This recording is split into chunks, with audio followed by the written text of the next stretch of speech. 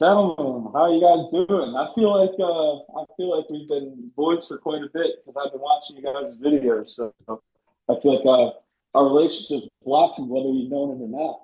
Oh, we knew it. I could feel it in my soul. How are you doing, more importantly? Well, I'm good. I got my whiskey. I'm ready to roll with you boys. Are you a straight just whiskey, or do you whiskey on the rocks, or Well, right now it's whiskey on a rock or two because they kind of melted, but I'm here. I hell am yeah? I'm Uh a alcohol drinker. As long as there's alcohol in it, I'm gonna enjoy it. what type of whiskey do you go for? This doesn't appeal to Nathan because I'm Nathan's a not a non-drinker. drinker. I can't relate to this. I do like ice, though. I like to keep it cold. So you had me for a second there. What's your go-to? Well, I'm a bourbon guy, but I like to try around, try different things. But right now I'm sipping on a Angel's Envy. What's it, bourbon and rum cast? So it's got like a nice caramel sweetness to it. Ooh, nice. I got given Very a delicious. like a maple whiskey years back, Mm. and the aftertaste when the maple hits is just like, ooh, so good. Sweet. Oh, that's Sweet. awesome. Yeah. I'm such a child with alcohol. Like I'll taste a thing to see what it tastes like, but I won't drink it. Right. I'm a 4-year-old and I taste it and I'm like, it burns. So I can't even like relate to a little bit of the tasting. It's all just poison death to me. You have to be a real man to be able to like sip whiskey. It is definitely a learned skill because you have to It know is how much to take.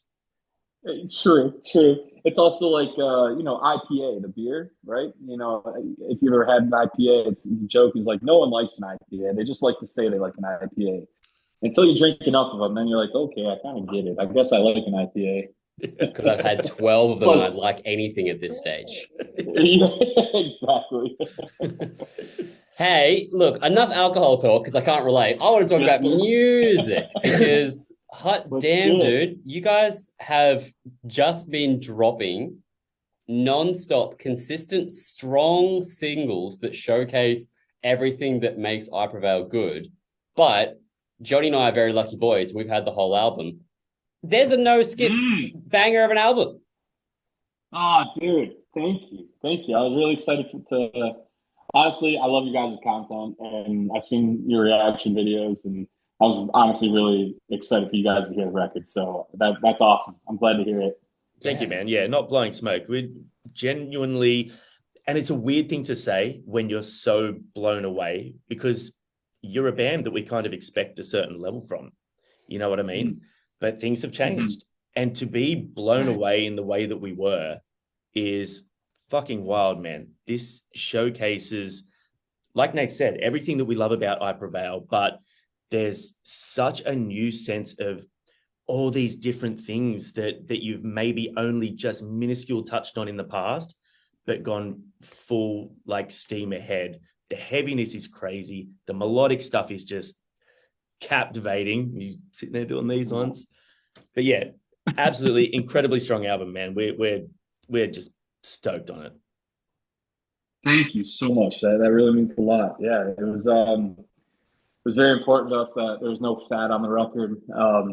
10 songs, very, very focused, and each song having a strong identity and not cannibalizing another song. And where, when you hear those records, you're like, oh, yeah, that song. I listened to it once. I don't remember the name of the song, but it was track 4 or 5. I don't remember. They both kind of sound the same.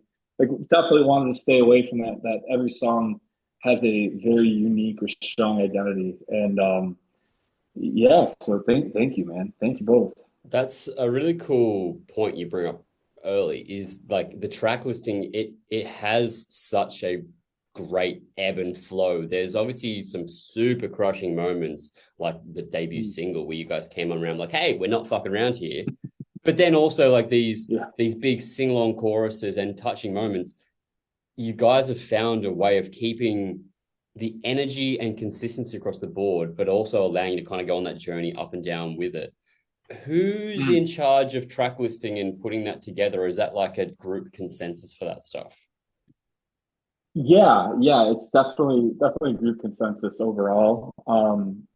kind of, it kind of starts with, you get a couple demos started and, kind of furthering along some songs and one or two will kind of stand out. We're like, okay, this, hmm. Every record's been a little different, right? This time around, I feel like certain songs stuck out, and we're like, okay, Violent Nature, near the end of the process, we are like, this one's probably a lead-off single, right? Okay, well, I don't think it's the first or second song on the record, but it should probably be in the first half at least. So we kind of start from there, and then it's funny that the first song, Synthetic Soul, we had a whole different song that's not on the record anymore that we were like, okay, this one's feeling like it should be the opening track. And the end of the process of doing the demoing, we started working on a song like, well, it'd be kind of cool to experiment in this kind of world and maybe do it like an interlude, let's say. And we started working on the song after day one, 8 hours into it. We're like, okay, this can't just be an interlude. It's got to be, you're letting the song, speak for you and kind of just like letting the music kind of dictate where the direction goes. And once we got to that chorus, that first chorus, we're like, okay, this feels bigger than just a little interlude. So we cut the first song. We're like, that's got to be the first one. And so there's why I bring that up. There's certain moments, certain songs that kind of just stand out, like Stay Away was like, this is going to be the last song on the record. The way it ends, the vibe of it, and it's the last song. But everything else was kind of like, I had a little dream track list. Steve had one. A couple of other guys kind of like we, flirted around with changing, back and forth. But I think ultimately it came down to Steve and I going back and forth until we got one that we felt real strongly and shared it with the other guys in the band. And 99% of it was like, that actually feels great. So, long-winded answer. It goes ebbs and flows. It's got a little bit of everyone. Yeah. Well, it's got a lot of back and forth, but some of these songs kind of just stand out and go, no, this will be the first song.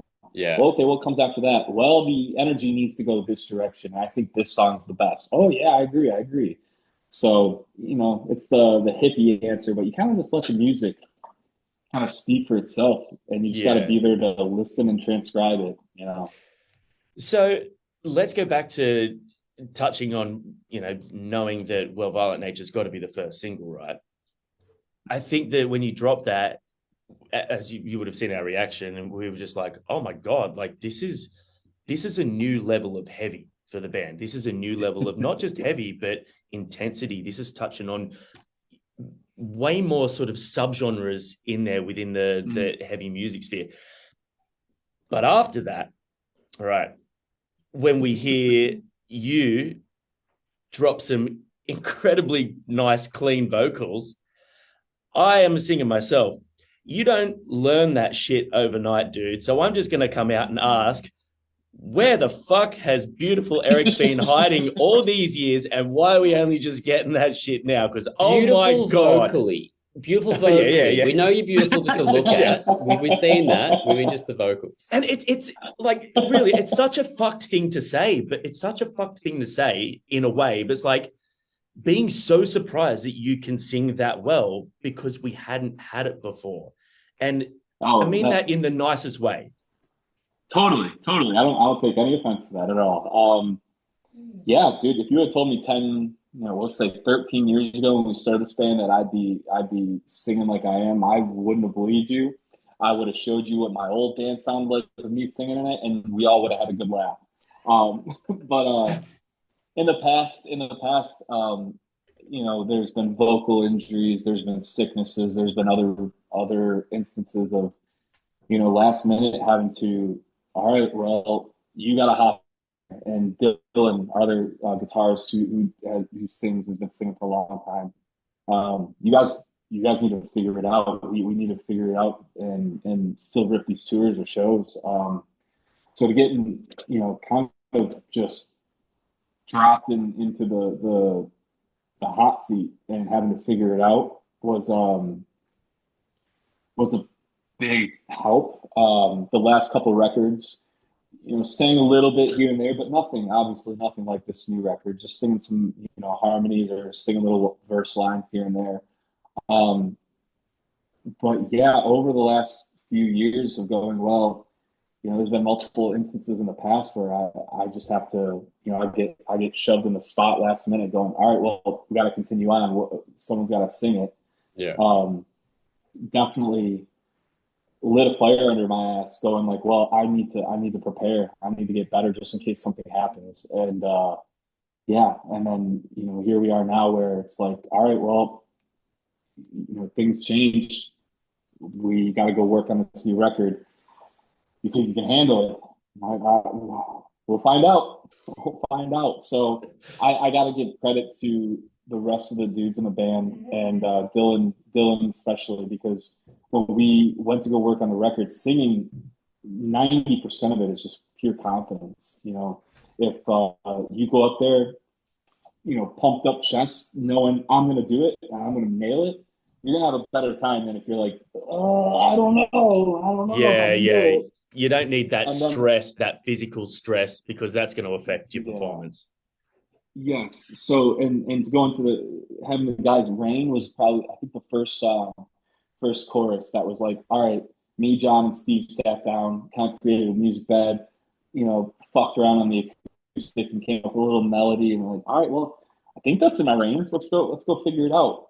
And to get into that little makeshift vocal booth in our band unit, and just going for it, and knowing that if I hit a sour note or a flat note and I came out of the vocal booth, I wasn't going to have people like trying to avoid eye contact. They were going to go, hey, it sounds great, man. Just keep running it, keep doing it. And then having Dylan on my side going, hey, have you thought about changing the vowel shaping into this, or where's it coming? Where's the strain coming from? It should be felt here and not here. And that was such a huge thing to have these guys on my side, just root me on, cheer me on, and pat me on the back when I had a bad day, just being like, dude, this thing can, it's not gonna last forever. You're gonna be fine.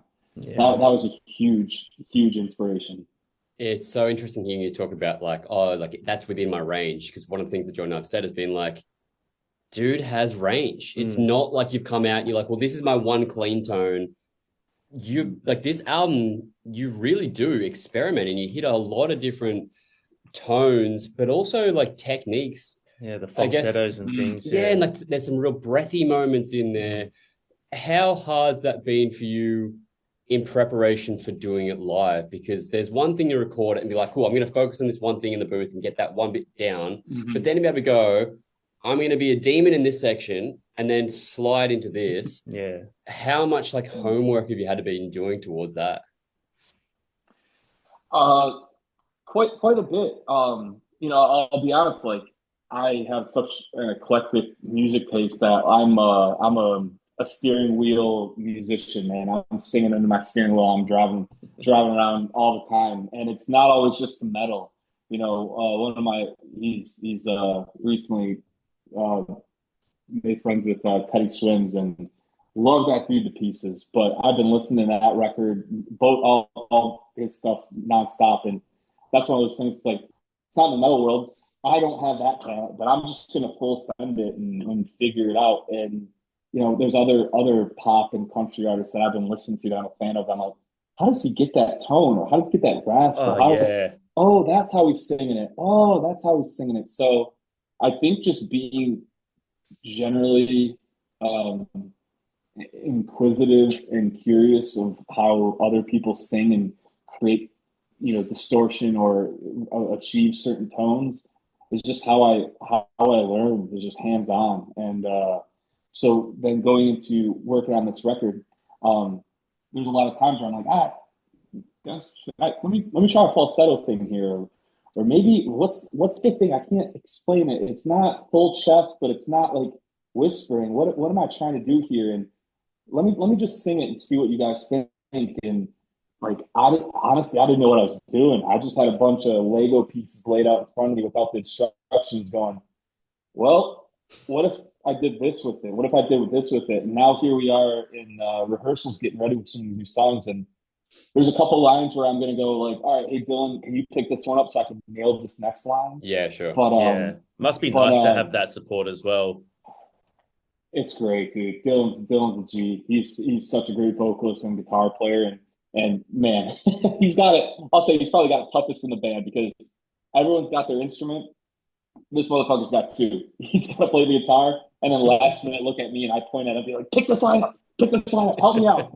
So he's been a huge utility, a huge tool. I say that lovingly, a tool. I say that about him all the time, but not in the same way. Not lovingly, no. He's been great, man. And but yeah, going back to your question of like learning, it's still something I'm doing now where some of these songs we just haven't played yet. We haven't even rehearsed yet. And there's some that I'm like, we have to play this song. I'll figure it out one way or the other how I sing it, but we have to play it. I want to play this song eventually.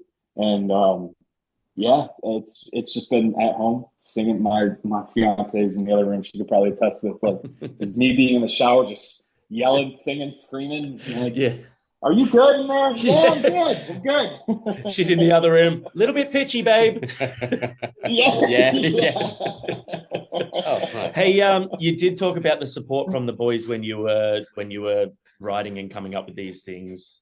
Mm-hmm. I want to know how important that has been in terms of when you do drop new music and you have tried new things in the world of social media, because there's a lot of nice things being said about you, but there's also a lot of dickheads on the internet that feel like they have the right. Oh, no, not you. That they have the right to critique a band as if they have any stake in it. And obviously we get that being, it's a style of music that we have such a connection with. And so it does make you feel emotional when things are different. How have you handled that? And how have the band supported each other through that sort of stuff? That's a great question. Yeah, I think, we're not impervious to, negative comments and just brushing them off easy. It does suck when, I open Instagram and the first thing on my feed is some know-it-all that's saying I'm ruining the band or I don't know what I'm doing. It's like, all right, what are you doing? Yeah. What have you been doing?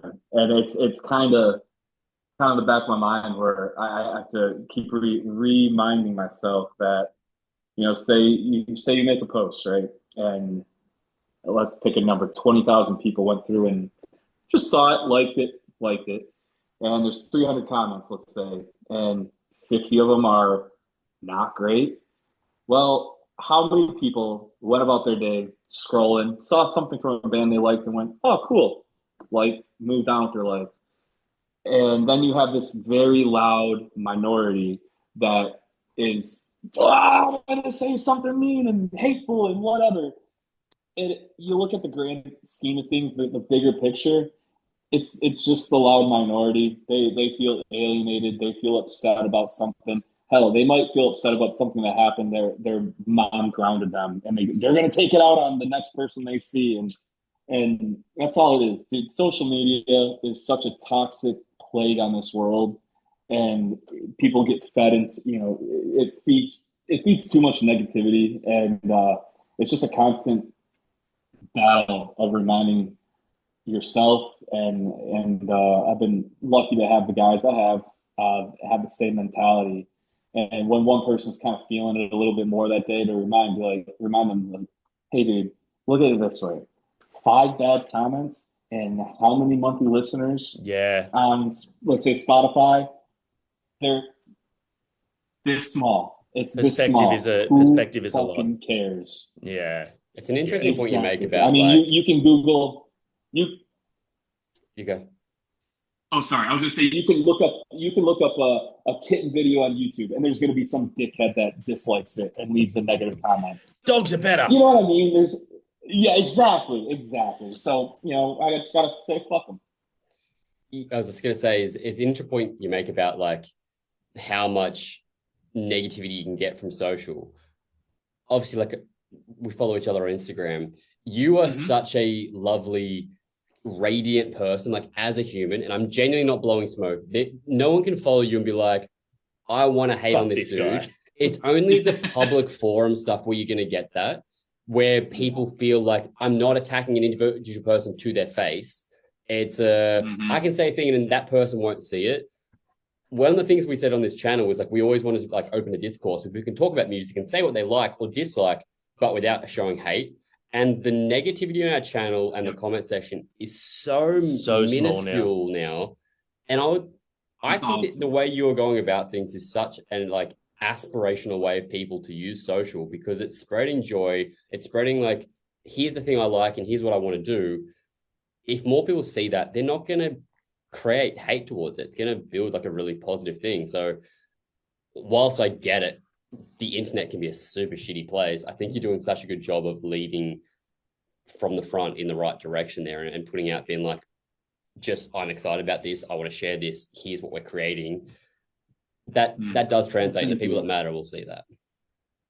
Well, thank you, man. And that's the thing with social media. It's you know, on the other hand, you know, the other side of the coin, when people get, you know, depressed with their own life, looking at like, well, this guy's doing this and this and this. You just got to remember, it's people just sharing the highlights.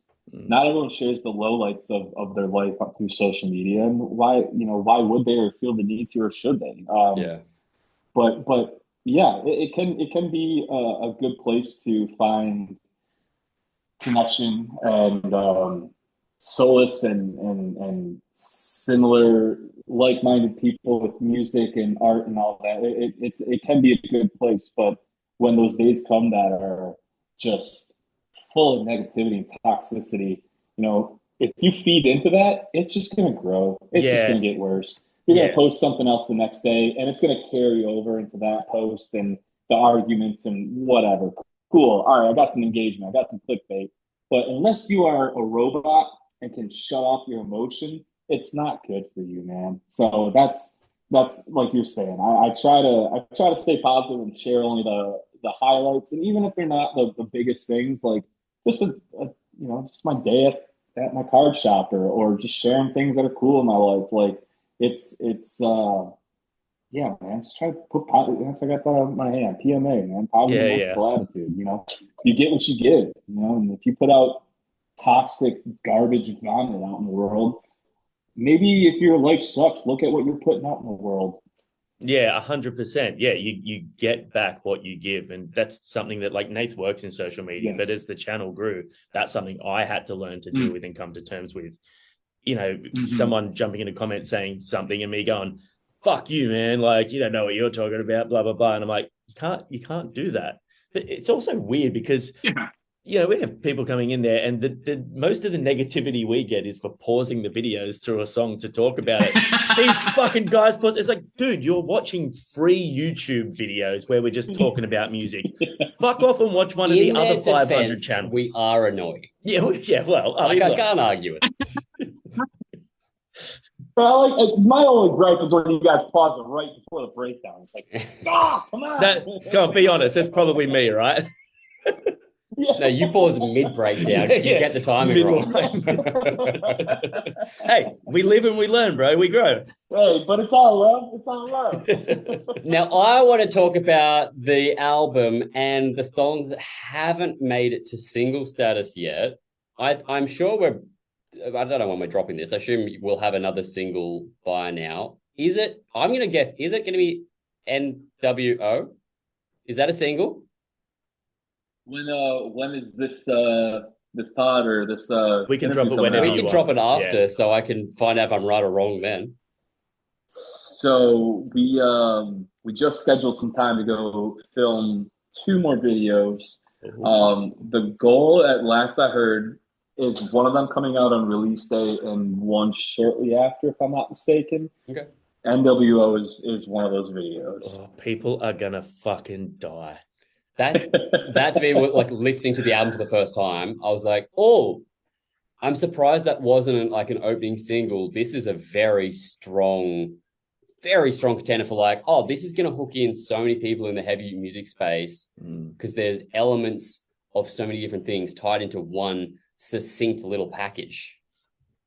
Well, thank you. Yeah, that's honestly, that grew to be one of my favorite songs on that record. And um yeah, I think the release plan was something we've kind of always done was like, here's a shocker, and then here's the melodic one. And Yeah. this time around with the change, it was all right, here's the first time I Prevail's ever done something straight heavy. And there's a little bit of deathcore influence. I love this. This is the first time I Prevail has ever made it to deathcore Reddit. And Oh, as a death Oh, metal fan myself, I was I was I was happy. Even though it was shit mouse, I was happy.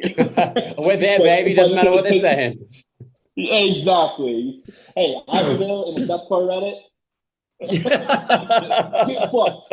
But yeah, I mean to drop something that I mean, let's be honest. The lyrics, it's not about the lyrics. It's not about some message in the song. It's turn your brain off and run through a fucking brick wall. It's just heavy. And then to follow up with something that was very, very personal and, heartfelt and melodic. Um, in typical Aquaville fashion, here's the heavy one, here's the melodic one. But this time around, it was just a little bit more jarring, and that was the whole idea of the release. Was like, all right, people have no idea what's coming. Oh, is Eric going to do singing? Well, the first song, guess not. Then the follow up, obviously into hell was, just like a love song, and then after that, here's a mixture. And NWO was one that was like, all right, maybe this could be a single contender, but I feel like, and there's a couple songs that we felt very strong that we wanted. It was like this could be a single, but I think it's just a lot to digest with the vocal change Sure. and the new era, and maybe this one's better suited for when people go, the Band-Aid's been ripped off. This is who we are now. This is the sound. Then when they get past all that bullshit, they can listen to the record and go, "Oh shit, this one's sick. Oh, and there's a video for it too. Oh my god, I gotta see them now." We just thought it was a little more easy to digest that the singles that way than NWO or Prey is another one that I love. It's one of my favorites, but just thought it was a little too. Maybe it might have been just a little too dense and a little too much at first for people to digest. But yeah, that's another one that we were back and forth, back and forth. Is this a single? Is it not? Is it a single? I don't know. I love it, but yeah, it's hard when you've got an album of 10 tracks that could all be fucking singles. That's exactly it. And again, we're not blowing smoke. Genuinely, we have both had this. We listened to the whole album last night on the way to a show, and we were talking about it being like, this is a no skip. Like each one has its own unique element that is I Prevail, but in a different format and different like lens, I guess.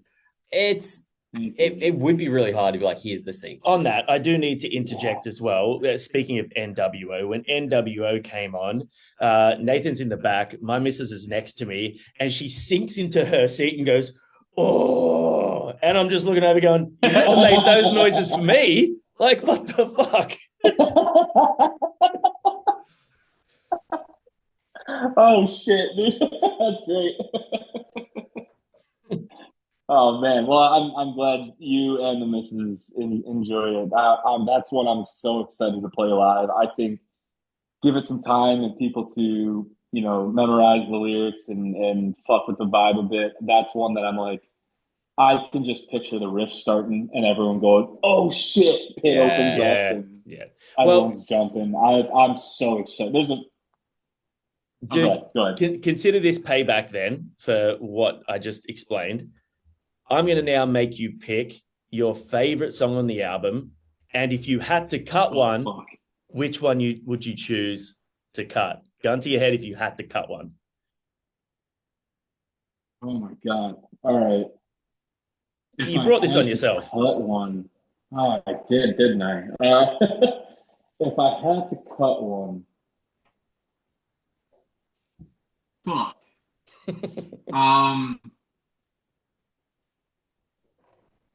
I. Oh my god. Let's. I hate these go with guys. I can see the Let's, existential yeah, crisis. dude, what the hell? We started off so friendly and loving, and now you guys make me hate you. No, I think if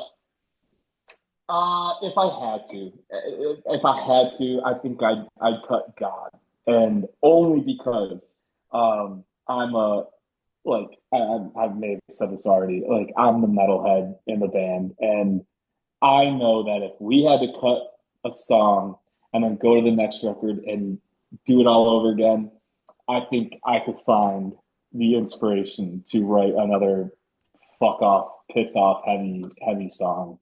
And what was the other one? What was favorite song? Is that what you said? Yeah. I'm sure that changes. You can just pick it at random, honestly. It does. It does. It does. I think out of the unreleased songs, I'll put that stipulation on it. Out of the unreleased songs, the non-singles, let's say, I think I'll go with Pray. I think I'll go with Pray. It was the first song we did in 3/4. It's got a different mood to it. That one personally came from a real place for me, and that was one of those parts where one of those songs where like we had an instrumental for the bridge, and I just had a line or two in my head, and we're like, without thinking about it, let me just hop in the booth real quick and track something and just see if we fuck with it, and then we can edit it and tweak it if we like. I went in there, one take, did the bridge, came out, and was like, what are we thinking? And the guys are like, that's fucking sick. Yeah, let's work on that. And so it's one of those ones that just kind of just once we kind of had the vision for the song, it was one of those. It just flowed. It just flowed out of us. And I looking back, showing this record to our late manager who passed away. That was one of the songs that I remember showing him and just getting like kind of choked up over. And like with all the changes and everything happening, I was like, I can't believe we wrote that. Like, Yeah, that's I can't believe that came out of us. So yeah, I'll say that one. that is a nice final thing to touch on, is the fact that like you guys have had such a tumultuous period for the past year, and to have this come out of it is such a testament to how strong you guys are as a unit, what fantastic musicians you are. I predict you guys getting bigger than ever off the back of this. You can see off the love that you guys get on every tour. Even when like you guys were out here a couple of years ago for Good Things, every person we spoke to, I think we said to you, was just like, I can't wait to see I Prevail. And online, the love is just getting stronger and stronger. We're genuinely so proud of you guys, and it's been such a pleasure to like watch the journey of you guys turn into the band you are, and we've got your backs going forwards. We're so excited for the future of what's to come for you guys. Thank you from the bottom of my heart, man. Thank you guys so much. We feel the love, we see the love from you and the rest of everyone over there. It's I have no other words to describe it, but just we're truly blessed to be doing what we're doing, and I think Parkway said it in different verbiage here, but something along the lines like pressure makes diamonds, man. Pressure turns gold into diamonds, and I feel like our best works come from, living with and going through the trials and tribulations and trying to find your way out of some difficult times, and I think that's what brings out the best art, and as long as you're able to healthily tap into that and to look back on things with a clear perspective, I think that's some of the best arts that made that way, and I like to think that we tried our best to do that through the hardships and the difficult things that we're going through. So thank you for that, and to see the amount of love that we have on, dude, what are we, like 14 hours away from each other right now? First of all, thank you guys for coming in on a Saturday to bullshit with me. Of course. but yeah, man, we feel the love. We feel the love, and it's ever since our first tour in Australia. It's been a second home to us, and we're so blessed to be doing this and to have the fans we have. So again, from the bottom of my heart, and I know I'll speak for the guys too. Thank you, anyone listening right now. Thank you so fucking much for letting us be able to do what we do. Hell yeah, man. You guys should 100% feel good about feeling proud of what you've done. And like you said, especially through some hard shit. We're just fucking excited to see the response from everyone when the album drops. You know, that shit gets us excited because it's cool being in a position where you get to hear these things a little bit earlier, but it's like, oh man, I just want everyone to hear this because it's fucking so great for heavy music. Yeah, particularly when that's the reason we started the channel, was to have conversations with people and share stuff that we like and think that's cool. So it's really nice to be able to be like have people come up at shows and like, did you hear this new song? Or what, you guys checking out that? Or like, oh man, how amazing is this thing? That's really cool. So I'm looking forward to that discourse to come from this new album. Same. And I love what you guys do for the community, man. There's no other there's no other musical community that does what you guys do, like rap, country, pop, whatever. Metal is so special and emotionally attached from the musicians to the fans, and for you guys to create this environment and culture, applaud, shout out to you guys. I love what you guys do, and I'm so stoked to be a part of this conversation. It's great. And to everyone watching, to all the people that watch reactions and find new bands through this and watch the interviews and watch you guys, we all got to keep fighting together to keep this community the way it is, to keep it as big as it is, because it deserves the recognition, because it is so special. So, dude, thank you as well for giving us your time, and we can't wait to see you soon. Yeah, come back out here soon, please. Likewise. We'll have a whiskey. I have no official dates yet. Yes, no official dates yet, but once this record's out, I would like to think at least 12 months, within the 12 months of the record being out, will be done. At least. At least once or twice, right? Yeah. Just say, yeah.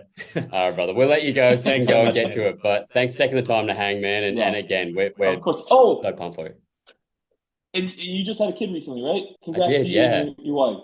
Yeah, I did. Congrats, man. Thanks, man. Congrats. Yeah, of course. It's a whole new world. I'm got no sleep today. Well, congratulations to you and your lady, and thanks for having me. Much love to you guys, and looking forward to talking to you guys. Thank you, dude. Yeah, dude.